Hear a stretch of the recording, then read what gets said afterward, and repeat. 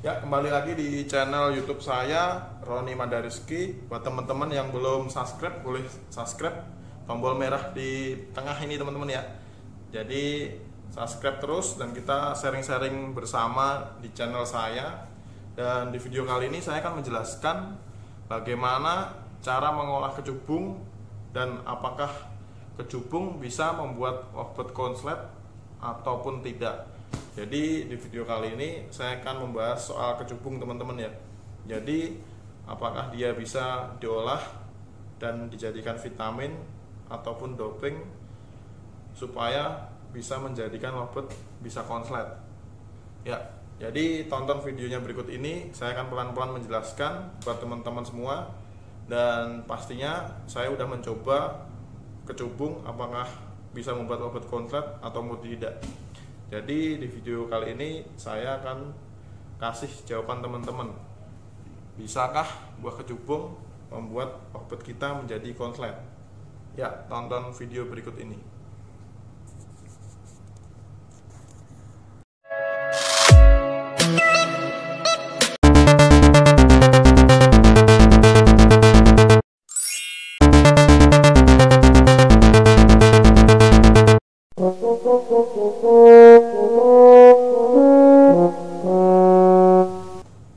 Ya, jadi di video kali ini saya akan menjelaskan kecubung. Kecubung, apa itu kecubung? Kecubung itu buah yang seperti rambutan, warnanya coklat, dia bulat kayak rambutan teman-teman ya. Dia kecil dan mempunyai buah yang panjang dan berwarna putih sama ungu. Kenapa kecubung dipakai di buah lobet? Di hewan lobet, kecubung itu identik orang-orang menjawab sebagai doping teman-teman ya. Kalau saya pribadi, kalau kecubung menurut saya, kecubung kita nalar aja teman-teman ya. Kita nalar aja orang yang minum itu bisa mabuk. Dan gak cuma mabuk teman-teman ya, pastinya dia bisa latah.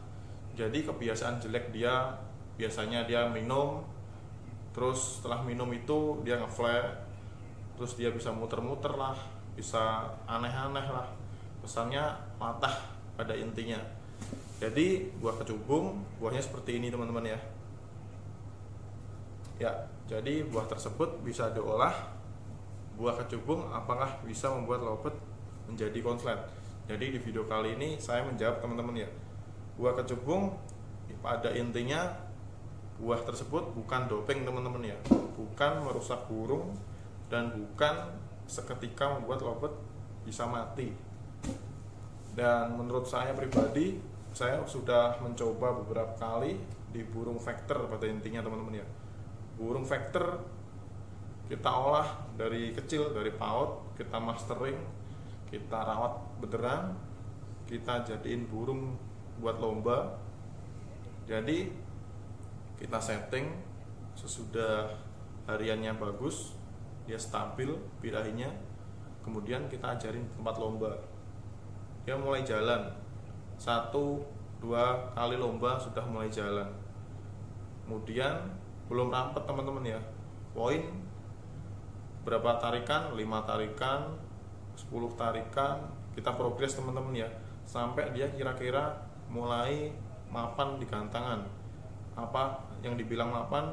Dia konsisten jalan di lapangan ketika saat kita mau melombakan dia. Itu yang namanya konsisten. Sudah konsisten, teman-teman bisa meracik buah kecubung. Buah kecubung caranya kita ambil yang matang. Gimana ciri-cirinya? Dia bulat, besar. Ya kalau kecil hijau, jadi dia belum matang teman-teman ya. Jadi kita cari yang besar, 5 butir teman-teman ya. 5 butir, bunganya 2 butir, yang pastinya kecubungnya yang warnanya ungu teman-teman ya. Jadi 5 butir buah kecubung, kita kasih 2 garam, 2 sendok makan garam dapur. Kemudian kita rebus di air yang panas. Kita masukkan 5 kecubung, 2 sendok garam di tempat yang sudah kita siapkan di kondisi air mendidih. Rebus 5 kecubung dan ukuran 2 sendok makan itu kita kasih air 1 gelas aqua teman-teman ya. Kita tuangkan, tunggu dia hingga tiris. Seumpama di tempat kita merebus itu ketinggian air segini teman-teman ya. Jadi usahakan kira-kira airnya itu udah meresap. Jadi tinggal separuhnya, dari yang segini jadi segini, jadi tinggal separuh airnya. Kemudian kita matikan kompor, tunggu dia sampai hangat, tidak terlalu panas. Kemudian kita kayak giling teman-teman ya, kayak kita lembutkan pakai sendok aja bisa ya. Itu buahnya biar merata, biar pecah, jadi biar halus buah kecubungnya. Sesudah itu kita peras, ambil airnya. Sudah kita peras, kita diamkan di botol UC yang kaca itu teman-teman ya. Biarkan dia di situ 1-2 hari. Kemudian setelah itu kita rebus apel yang warnanya merah sama hijau kekuningan itu teman-teman ya, yang rasanya asam. Itu kita rebus, ukurannya gelas aqua itu 1, kemudian apelnya itu 1, nggak terlalu besar, minimal ya sedengan teman-teman ya, sedang aja ukurannya. Kita potong-potong, kemudian kita rebus juga. Kita rebus di situ, kita tambahin serai teman-teman ya, serai kita masukin di situ. Kemudian kita kasih garam lagi 1 sendok makan ukurannya. Aduk terus sampai warnanya berubah menjadi kekuningan kecoklatan. Sesudah itu ketika kelihatan apelnya udah hancur, kita matikan kurang lebih 10-15 menit biar agak lama. Jadi airnya biar berkurang, yang waktunya segini kita kasih 1 gelas air itu di tempat pancinya. Nanti dari ukuran segini biar separuh, seperti kita buat racikan kecubung tadi. Kemudian sudah itu dinginkan apel sama rebusan tersebut, kasih di tempat sejuk. Contohnya botol UC yang kaca itu teman-teman ya.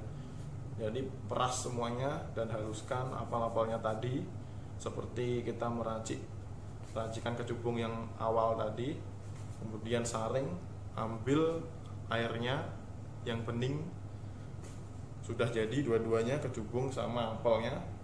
Kita diamkan 2 sampai seminggu ataupun 1-2 hari dulu biar dia ngerendam. Kemudian dua-duanya udah jadi 1 minggu teman-teman ya, fermentasi 1 minggu. Kemudian kita satuin teman-teman, cubung bertemu apel sama serai tadi, kita jadiin 1. Kita aduk terus, tambahin menggunakan ginseng teman-teman ya. Ginseng ukurannya itu minimal itu jadinya, kalau dua-duanya tadi botol sama botol disatuin itu kira-kira jadinya 1 botol UC penuh. Yang dari awalnya gelas aqua 1 penuh, kita olah pakai kecubung sama garam tadi, jadinya separuh segini. Itu kalau dimasukin di botol UC biasanya separuhnya botol UC. Kemudian apelnya juga sama, apel sama 1 gelas air aqua kalau kita olah menjadi separuh, dan kalau keduanya kita campur itu jadi 1 botol UC. Kemudian teman-teman campur ginseng itu teman-teman ya, campur ginseng tersebut. Kemudian rebus lagi teman-teman, rebus hingga mendidih lagi, kira-kiranya panas. Kita matikan kompornya, kemudian tunggu dia sampai kira-kiranya tidak panas lagi, sudah dingin.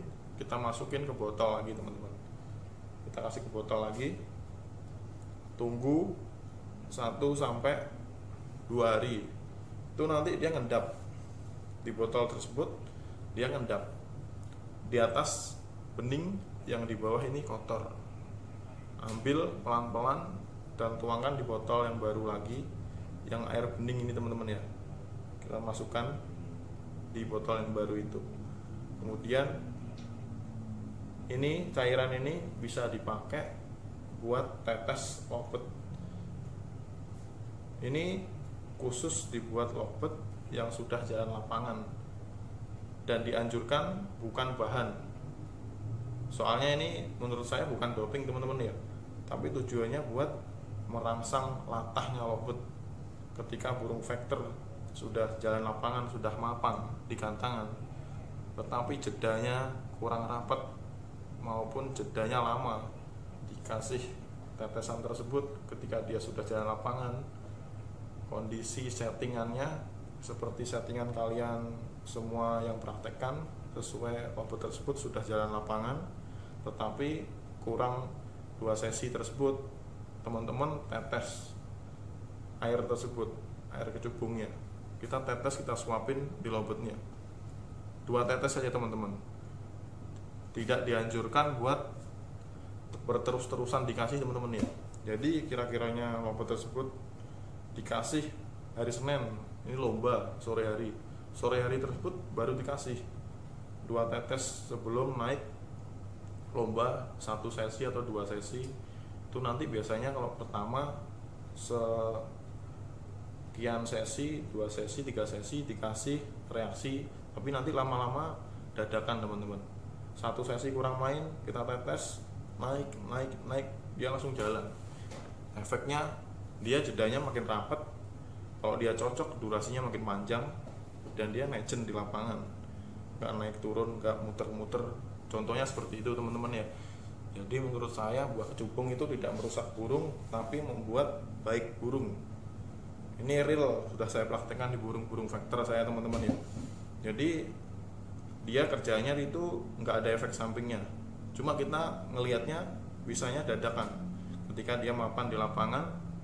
Sesudah itu kita tetes air tersebut, dia makin rapat kerjanya. Tunggu reaksinya tersebut bisa keluar gimana, teman-teman bisa cermati sendiri. Kalau teman-teman kasih tetes lomba kesannya pengen langsung jeda rapat, itu nggak bisa. Semuanya proses teman-teman ya.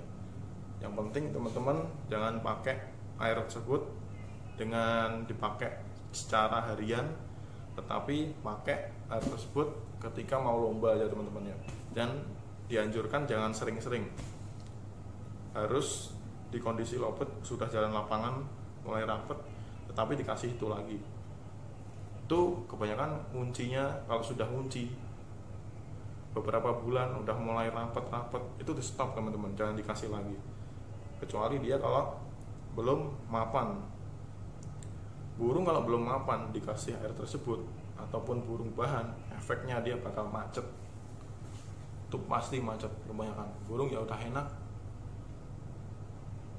tapi dengan syarat bukan kita gantang burung baru 1, 2 kali, 3 kali udah jalan lapangan rapat kita kasih itu masih salah teman-teman. Burung yang konsisten menang 1 bulan, 2 bulan, 3 bulan baru dikasih itu nggak apa-apa. Kalau cuma 1 hari, 2 hari burung kita gantang menang kita kasih itu, otomatis dia bakal macet teman-teman ya. Jadi seperti itu saran saya. Intinya buah kecubung itu tidak membuat mati lobet, kita membuat macet lobet ketika kita benar mempraktekannya dengan cara kita sendiri yang mengetahui teman-teman ya. Jadi lobet kita kapan harus dikasih buah kecubung, kapan harus tidak dikasih. Jadi kita harus tahu ciri-cirinya. Jadi yang saya bilang tadi, saya ulangi lagi, harus mapan burungnya konsisten menang. Ya tidak menang sebenarnya, harus konsisten bunyi di lapangan. Kalau belum konsisten, masih hari ini bunyi edur, besoknya kita gantang sama sekali nggak bunyi, jangan dikasih dulu. Harus konsisten dulu bunyi. Ini syarat-syaratnya.